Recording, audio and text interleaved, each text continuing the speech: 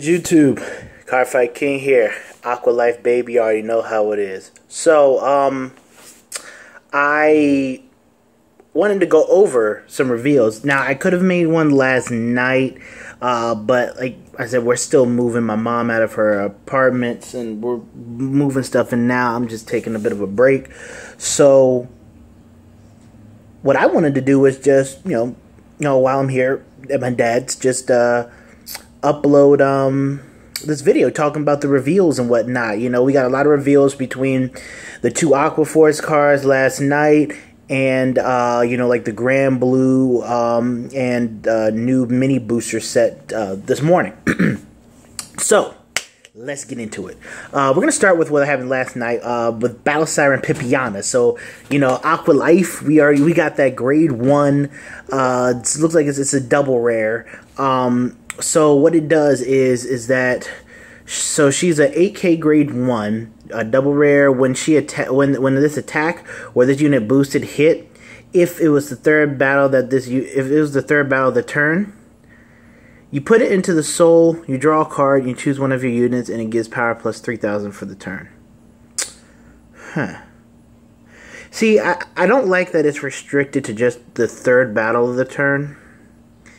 The artwork for this card, to be perfectly honest, the artwork of this card is outstanding. But the card itself is not. So, how do I put this? I like the artwork. I don't like the card that much. I see it does have certain plays that you can do, but one, you're gonna lose a booster. You're drawing a card, yes, and giving plus 3K, so that might help you reach, hit one magic number. But you're losing a card on the board. You're getting a random card to your hand, which could be a trigger, which could be, it could be anything. It's a random variable card. So I'm not too high on Pipiana, to be perfectly honest. But we got Storm Rider Basil now. That's my boy. Oh my gosh. You know what? We're going to do CFK story time in another video, because I'm going to talk about the time when I only had one Basil and one Maelstrom. Oh my gosh. Good memories. But yeah, Basil, that's my boy. I love him to death. His artwork is great. They destroyed his rarity. He was a triple rare. He was a triple rare back in set 8, so he's a common now. So yeah, they kind of destroyed his rarity, but whatever. So what he does is that on rear guard, when he attacks the Vanguard, if it's the third battle of the turn, you can counterblast 1 to give him plus 5,000 for the battle. If it's the fourth battle or more this turn, you can give him 10,000 power instead of 5,000 power. So I like him to a degree. But more importantly, this kind of confirms for me that we're not going to have column switching. I was hoping that we would have column switching, like attack, then switch with the column. So, you can probably just have multiple Excel column attack. You just attack with Excel column, switch with something else, put that on the Excel column attack. But, that's not going to work. So, So Basil's just basically, just a unit that gains power. Now, he does counterblast 1, and I know that we have Light Signals, Penguin Soldier, and Light Signals, I think, can work with this card. You can rest him, give Basil the extra plus 5, so it will put Basil to 14. When he swings, if you use a third battle, you get 5K, so he'll be at 19. So he'll at least force out a 15K shield on a force card, and he'll force out a 20K shield on a force card if it's the fourth battle, and then you can throw the Penguin to the soul to countercharge 1 to refund for the cost of his ability, but. I had to sleep. I love Battle of Death, but I had to sleep on it a bit. It's a decent card. It's not great. Honestly, I'm expecting us to probably get something a little bit more useful, and costs a bit less. I love Basil to death, but I kind of don't like how they kind of changed up, his ability to enable the fourth battle. So I know that we're definitely going to be relying on Algos. I feel like Tidal Assault is going to be our triple rare for the set. So yeah, Bassel's okay. It's not great. Okay. More likely than not, probably a 2 of, maybe 3 of, but definitely not a 4 of in the deck. For the other reveals, sorry, I'm on the computer. So for the other reveals, we have Basskirk and the Skull Dragon. So Skull Dragon, we'll start with Skull Dragon. So Skull Dragon, continuous hand, cannot be normal call. So you can't call him to the rear guard circle. So literally, if you're going to call him from hand, you can only ride him, or yeah, you can just ride him. I don't even think he can be called. I don't know if he can be called to the Guardian Circle or not. Because it said it can't be normal called. Probably to the Guardian Circle. I don't know. I'm gonna have to check on that. If you know this, let me know. Because it just this cannot be normal calls. And what if it's like normal call? Well, no, you can call him to Guardian. Yeah, whatever. So during your turn, he gains 2,000 power for each card in your drop zone. That's Vanguard or Rear Guard. So yeah, you can ride him obviously. And then auto at the end of the battle where this unit attack, retire this unit. Yeah, strong card to me. Just you know, a huge beater. Something just for like a really powerful push play. As you guys know, Grand Blue is a protect clan. So since Grand Blue is a protect clan, you know, they're definitely going to need, you know, those types of powerful plays, power pushes and whatnot. But I think, you know, I think it kind of is a little bit more amplified in Grand Blue because they use the drop zone as a resource. So really decent. But oh, I forgot Evil Shade. Evil Shade. Yeah. Now Evil Shade I think is a really good card to me. So he's a 8K rear guard, grade 1. Once per turn, you counterblast 1, bind a card in your drop zone, call 1 card with the same name as the bound card. So if you have literally, so in order for you to use his ability, you have to have 2 of the same card in the drop zone. And you just bind 1 and you can call it out. You know, so if you have a little bit of an overage of like Skull Dragons or something like that, you know, you could, sure, bind a Skull Dragon, call 1 out. Simple. You know, bind a booster, you know, call booster out. Simple. You know, so this guy actually can get you what you need, you know, when, you know, once you're, you know, because you're milling, you're filling up your drop zone, things like that. So I actually really like this card. It's definitely a card that, you know, allows you to plus to your field. And then we have Basskirk. So Basskirk is going to be the VR for Grand Blue. Really, I actually love this card. Like I really like this card. So continuous on Vanguard Circle. If during your turn, if you have 10 or more cards in your drop zone, he gains 5,000 power and a crit. So inherently, just having 10 or more cards, and you know you're going to be milling, you're going to, you know, guard with certain things and whatnot. 10 or more cards, 5K and a crit. So he's going to be swinging 17K with a crit. To me, that's, you know, that's really good. That's really pressurizing. You know, you could just put a booster behind him, probably like, you know, leave an Evil Shade behind him and 8K.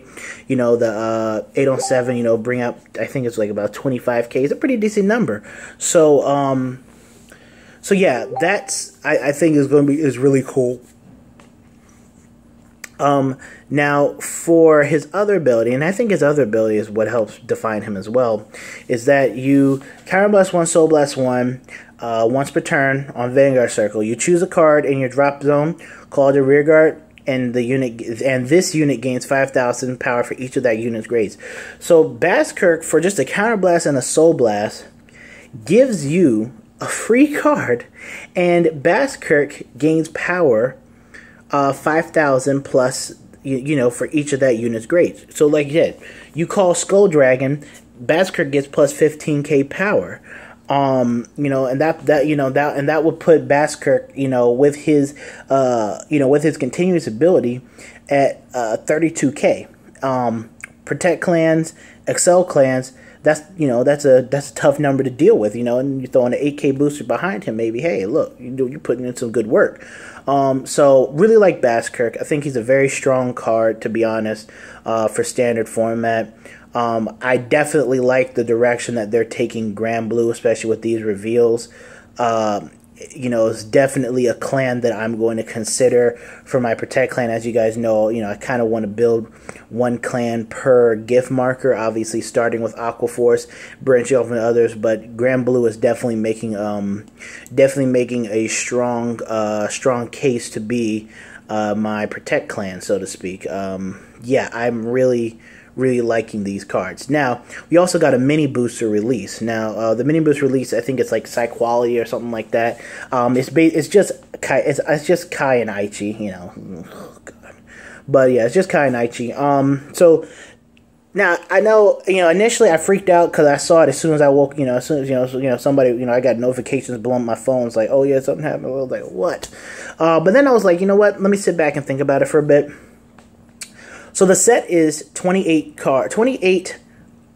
reprints and 8 new cards. Four new cards for Royals, 4 for Kagero. And obviously they're both getting a new grade 3 card, whatever. Here's my thing. The set is going to only cost maybe like $1, probably in America it's like $1.79 or something like that. But like it's only 2 cards per pack. So there's that. You know, it's not a big set. It's just a bunch of reprints and, you know, 4 new cards per one of those 2 clans. I think mini boosters are actually kind of a cool thing, you know.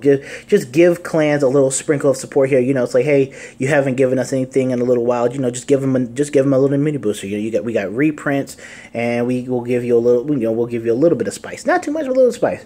Now, depending on what the new VRs or whatever it is coming in this mini booster do, and you know, honestly, it being a mini booster and whatnot, and seeing it, I doubt, like, you know, because Kai's going to get Novell and I think that's an Escapade Blaster. Obviously, I don't, and the way the game's been going, I don't think that we're going to have the same type of skills that they had, you know, in the, you know, in what they would be when they were created before. Like, Novell is not going to definitely be overpowering, overbearing like he was when he came out years ago. Definitely don't think that's going to be the case. I really think they're going to change up his ability, rework it, and just have him fit into the Kagero deck. Honestly, you know, looking at Novell, I think that and you know, when they reveal his skill, you know, which is not going to be for, definitely not going to be for a few months, but when they reveal his skill, I really think that it's not going to be game-changing again. If anything, the deck is still going to stay the same, with Waterfall being your finisher, and maybe Novell is going to be your first ride. If anything, I see Overlord being the card that could get phased out of the deck. Or the card is just going to be solid enough where, you know, you generally choose between that card or Overlord, depending on, you know, your preference. You know, the card is you know, I don't think the card is going to be so game-breaking is better than Waterfall or anything like that, but I think that it's just going to present another grade 3 option, and maybe have you as a player rethink what your lineup's going to be. Same thing with the Royal card. You know, I know that, you know, the King of Knights Alfred as a VR, I think he's a decent VR. He's not fantastic great, because he's just a vanilla 13K if you don't have Blaster Blade available to you. You know, I watched some games where people just, you know, they've damage checked their Blaster Blades, you know, whatnot, and it's like, or their Blaster Blades kind of got killed off in the long game, they're on him, and it's like, well, if you don't have a Blaster Blade, then he does nothing, you know, even though he can call one out to the board and give you some consistent field presence. You know, basically, you know, what Royals do is, you know, use Alfred essentially to start off, you know, get your Blaster Blade out and whatnot, but then, you know, you want to ride in the Soul Saver and try to close out the game with big numbers and whatnot. And I think that, you know, against Protect clans like we see against OTT, and, you know, eventually maybe against like Grand Blue or whatnot, some of these big numbers and whatnot just aren't going to cut it in certain aspects. And so the deck's probably, you know, in between Royals and Kagero, they're probably going to need you know, a little spice, a little boost. Now, you can definitely say that for Nova Grapplers, whatnot, maybe OTT, because I think OTT is in a really good place right now. But you know, you can say that for like for like Nova grapplers, whatnot. You know, Nova grapplers kind of don't really have an identity. You know, they're lacking in a lot of different areas. Even though I think that they're a pretty solid deck in my opinion, I do recognize, you know, there are a lot that they have more faults than a lot of the other decks that are out now, especially when it comes to riding. You know, you really only want to ride Perfect Riser.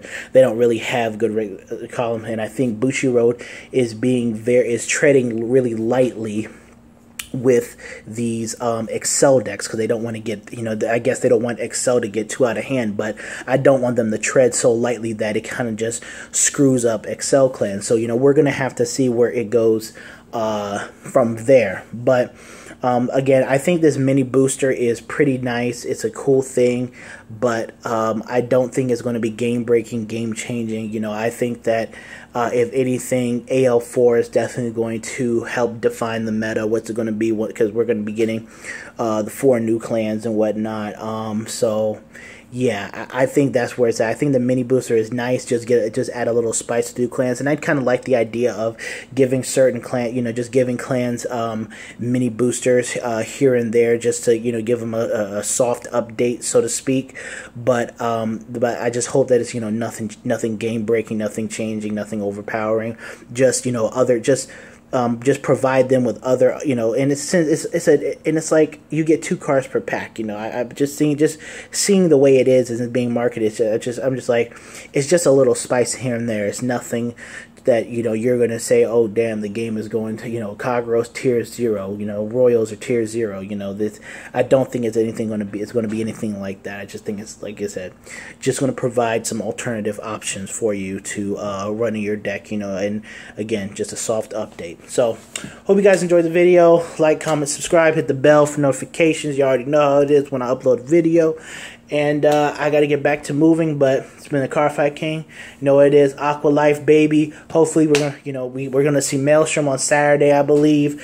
You know, we're gonna be seeing some more Aqua Force cards hopefully throughout this week. So I'm really excited. Have a good 4th of July. I'll probably upload the video on the 4th of July. I probably just do that story video about me, 1 Maelstrom and 1 Basil, but we'll see. All right, Cardfight King, we out. Peace.